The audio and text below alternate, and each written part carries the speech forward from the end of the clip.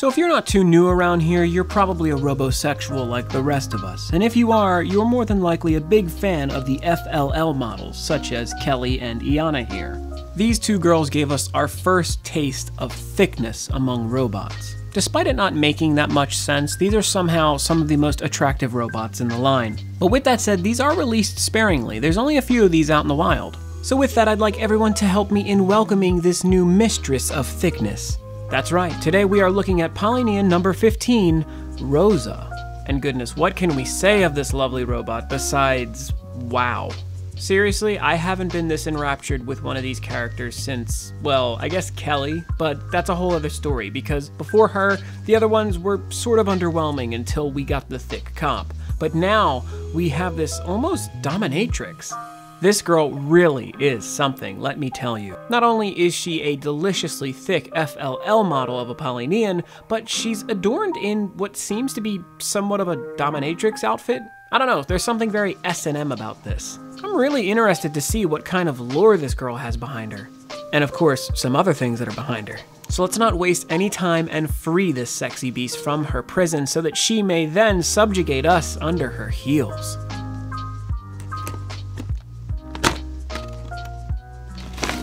And here she is inside of her blister, which actually looks really great because if you can't tell, let me just show you the other layer with some of her extra accessories. And man, the finishing on some of this stuff looks amazing. And goodness, there's our first pink hexagonal base. That's pretty darn cool. Something I find incredibly funny is that on the inside of her box, it says that she likes treasure hunting and horseback riding, but dislikes man-eating plants. So I guess, do with that what you will? What's even funnier is the rumor going around that would suggest that Shamrock is actually Rosa's father? I don't see how that could happen, but I guess there's some resemblance in the two. So let me just say right out of the packaging, she is stunning. Look at this figure. Absolutely gorgeous, and the amount of detail in her is so complex, and it just really, really screams quality to me. Though, there's a certain sense of fragility here that is driving me nuts. Some joints are incredibly tight, while others are incredibly loose. I just took apart her leg, foot, and the top portion of her thigh, all in one movement. There is so much stuff here that just pops right off, which is really problematic because she has layers. As you can see here on her arms, these tiny little cuffs, boom, pops off with literally no effort whatsoever. So, posing her is going to be an absolute nightmare, but still, I will say the way she looks, oh my goodness, she is absolutely beautiful. But what makes her beautiful? Beyond that chest and that delicious thick rump of hers, she is so well detailed, and there's some stuff here that we haven't seen before, so let me get into that right away. Just take a look at the finishing on this arm. There's a really interesting texture here. You may not be able to notice it too well, but I think it's pretty evident that they're using somewhat of a shimmery black here. I guess, would this be considered like gunmetal? Because it's got this graininess to it, but in person, you really have to see it for yourself because it does look incredibly nice. There's a shine about it that's really, really pretty. Another thing is, of course, this red. It's an absolute crimson. You can't call this red. This is no longer red. That shine, that's crimson right there, my friend. And goodness, it is all within the details of her armor. From her legs, her feet, to of course the skirt that she comes with. This amount of shiny red was not spared on at all, and it looks spectacular. And of course, she does have her own new head. This is a really weird situation up here because these things actually come off. They're two pieces. The plate is one piece, so these can actually come off, but then these little tiny pieces where they plug in also come off. It's really a lot of trouble, and it's almost not worth it to me. I don't know why it's two pieces, but still, I do appreciate it's easy enough to take off. And once it's off, it actually does give her a slightly normal look. The piece on her head, however, does not come off, which I think is kind of a missed opportunity. If you could take that off and take off the sides, that would kind of make her look a little normal if you put her head on Iana's body and just made her a beautiful thick girl with red hair. Her actual hair is this. I guess it's supposed to be long hair, but I don't know, this is kind of weird looking. Still, it is interesting and certainly unique for this character. And much like the other hair, it plugs in much the same in a small peg in the back of the head. Now these arms are original in the fact that the sleeve at the bottom, of course, is its own new piece, but the top actually sees a small Polynean arm, which you can just see a small fraction of within the top portion of this sleeve, which is actually hourglass in shape when you think about it, just further provoking you to think of how shapely this girl really is. I love the clothes. The actual one piece on her, I don't know, it almost makes her chest look more amazing than Kelly and Iana. I don't know, the way that they're pushed together, something about them just looks incredibly round and tasty. Sorry, lizard brain. Anyway, if we turn her around, we can see, of course, that she actually has some interesting back carriage here. The typical hole in the back, the typical hole above the butt there, and of course you can plug her skirt right in here too, but we'll get to that in a moment. Still, she has a similar sort of shirt like Kelly did, and then further down, she even has these weird sort of etchings, almost making it look like she has actual clothes on as well, so you can't ever take any of that off, but that's fine. Her legs, a lot like Kelly's, have these stockings already on them. Of course, those are not removable. I do love this crisscross pattern, just further X's and all that other stuff, really showing just kind of an openness about her. I don't know, it's really constantly suggesting you to take into account how open and wide and really spread out her features are, which is amazing. There's even just a little bit of engravement right here, right above the knee, which I think is an interesting detail there. They didn't really need to add that, but it does add something. And of course, some more crimson inside the bottom portion of the leg, which is incredibly unique in the way that it's just some weird geometry. Still, the knee comes out quite a bit, and then it turns into this tiny little stick of a leg, which plugs in right here at the ankle. You can see some more of that etching right there. Very interesting stuff. And finally, her foot sort of looks like Berserker from Fate Zero. Just me? Either way, there's a rose on the side. Very cute. I do love some of these details. Incredibly beautiful detailing here with that shiny, shimmery sort of crimson all over, and goodness, I can't say enough about this thing. I could go on and on. Now, Rosa is one of those figures that you're going to have to learn how to pose properly because her articulation is somewhat limited by her outfit. If you just take a look at her, you can understand that all of this is going to interrupt some of the flow of motion, but it's not all bad because there are ways around it. One thing in particular that's problematic is this collar. It does not allow her head to do very much at all thanks to how low her bangs come down, and then these things on the side don't really do too much either to help. So getting her to look up and down is just a little bit, and of course she does have a swivel there. Now on the back of her head, you can of course swivel that and take it up and down as well and turn it as you need to. Now you can always remove the collar as well, which will allow for much better posability. So if she doesn't have to be wearing her full outfit, you can get her to do a lot more with that neck. Now the shoulders on my Rosa are incredibly tight, but like all the other ones, they can go up and down because of that hinge on that ball. They also get a swivel at the connection. But of course the shape does limit it a bit. Now her elbow does go up and down as well, and it swivels at the connection. Though similarly, this is also limited. Her hands are on a similar joint at the wrist, which goes up and down and swivels at the connection, though her sleeve does cause some limiting too. That ample chest of hers does a great job of hiding the joint around back, which allows her to go up and down at the abdomen, as well as turn side to side. Though, of course, a chest like that will not allow her to look down very much, unfortunately, though she can move back quite a bit. Now, with her skirt on, you cannot move her legs outward unless you're going to pivot them all the way back. You can also take the skirt off, which will allow her to get that full motion of the kick that she can do, which goes up and down, and it can be spun, so you can do a lot with this. The knee is severely limited due to how much is in the front. All that bulk does not allow it to go up very much, but it can go back pretty far, so that's good. Her foot is also limited, but it goes down pretty far, and it goes up just enough, really. And for a girl like this, I highly recommend one of these stands because they really do help when you try to pose her dynamically. So right out of the box, with her hair plugged in and everything, she still has quite a bit going on just on her own, but of course the fun of Polynean is in accessorizing and posing them with the many things that they come with.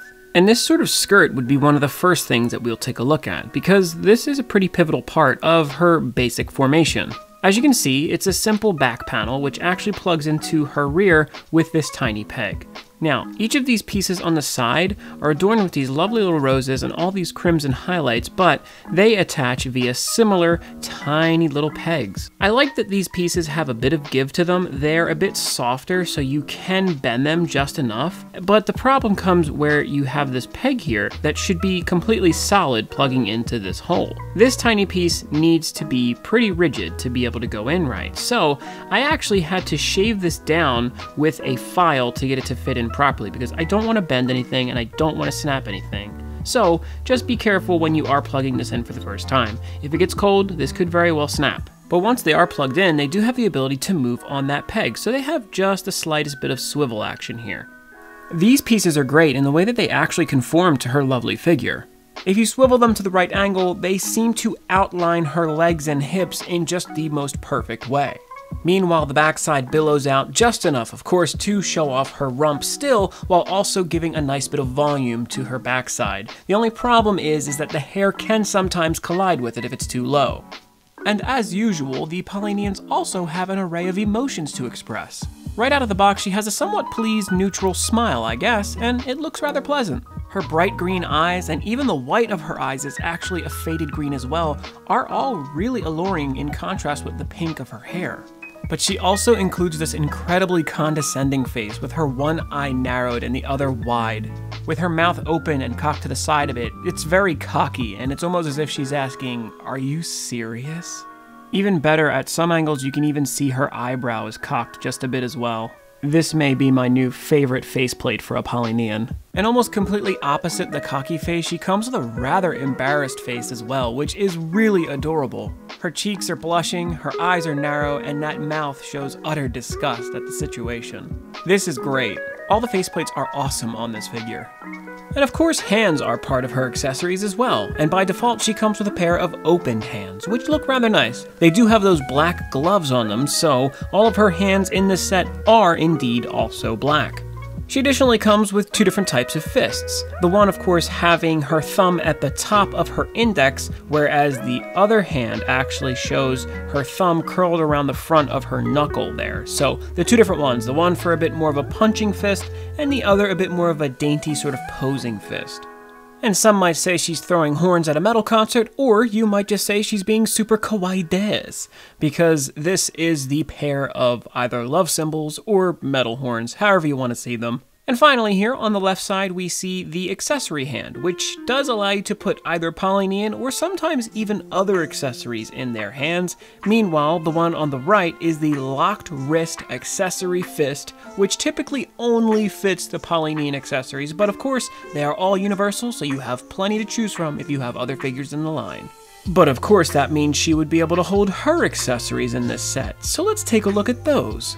The first accessory being this Energy Gun Slash. That is literally the name of it on the box, but as you can see, it's a pretty hefty looking sword. This almost looks like something out of an RPG game. It's pretty impressively detailed. All the weird shapes really do help this look like a futuristic weapon. Well, Energy Gun Slash. I can see the slash part, but where does the energy gun come in? Well, my friends, that's where you take this handle here and you put it down and create a gun out of this piece. This looks similarly really cool. I think both forms have a way of being incredibly unique and viable as weapons. These both look really great and they make a lot of sense. We're again met with that shiny, almost glittery black, which looks really cool on this, and all of the details are really well engraved. The crimson effect is at full effect here, and it looks wonderful, but there are, as you can see, just little pieces in here where there's some white, where it looks like the paint didn't go quite all the way. You may not be able to see it either, but back here there's some bubbling in the paint as well, which is a little concerning, but I'm not going to lose any sleep over it. And this, on the packaging, is listed as the offense shield. I can certainly see why it's called that, because though it does look like a helmet now, these additional pieces that you have to attach are able to come from beneath and create claws on the front of the shield. And this looks awesome. This almost looks sort of like a robot insect kind of deal. But this certainly does give her a bit more oomph in the offense category. This looks like a very menacing weapon. Of course, she can hold it as a fist weapon here by attaching this little handle to her fist, which is actually currently already attached to it. But no, it's a very simple peg fitting here that goes into her hand, and of course that can be rolled up and down within her hand, which works really well for the way that you want to pose her. And additionally, these do move, so you can always hook them the way that you like to really get some awesome in-combat sort of shots with her. And similarly, this has the glittery sort of gunmetal black that we were looking at all the other pieces, as well as that crimson red in the highlights, and even an adornment atop of the crimson red in this embellishment that's actually painted on as well, which looks really clean for being such a small piece. I love this. Again, this is another cool futuristic looking thing that does fit her theming rather well. So let me get this out of the way now. Production errors have been a problem in some of the recent Polyneans, so I'll go over what I can see on mine. Obviously her weapon has some missing paint inside of the smaller details, and I will say that that's not too bad because you really don't see it too much from afar, though if you get in there fine, you can see those little paint bubbles as well as the missing paint in some spots.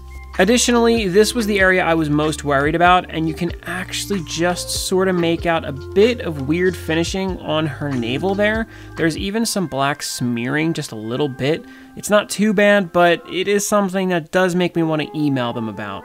One really big problem is this spot here on her left breast. As you can see, there's quite a chunk of plastic there that is having some trouble, and that's got me a little upset because obviously her chest is a huge focal point for this figure. For the most part though, a lot of this is done really well. It's hard to find some of the QC errors here, so I will say that for being such a complex model, this is amazing. There is a little bit of a speck of black in here in her hair, which is kind of hard to notice. On her head, you can see there's a bit of extra black molding right there, which I really don't like. The red is surprisingly well done. That new shiny finish looks really great, but again, there are parts where you can see paint bubbles and just a little bit of missing paint here and there, though I will say that for this being the first time they've used that effect, it looks spectacular. That finishing on the black looks great too. My only fear is whether or not it will hold up over time. Another production error is this. Her head falls off so easily. I don't know what's wrong with mine, but the neck joint, or I guess maybe where the head plugs in, is so loose. And maybe the peg isn't going all the way through, but man, the head never stays on. These little things on her arms are also really annoying because man, whenever you try to pose her, they seem to fall off as well because it's just a very simple peg fitting. There is a pretty hefty amount of plastic on the back that is a bit messed up right here in her leg, which just gets me a little upset. I think I will definitely be including that in my email, but that looks really bad. And finally, one of the biggest errors, which is something that I actually kind of fixed myself, was there was a ton of red all over this, just like dirty, like red dust. You can't see it anymore because it probably wore off from all of the wear of turning these things about, but it was pretty bad. So yeah, that's pretty much it for production errors. She's actually really good as far as quality control goes. I expected a lot worse after Kelly.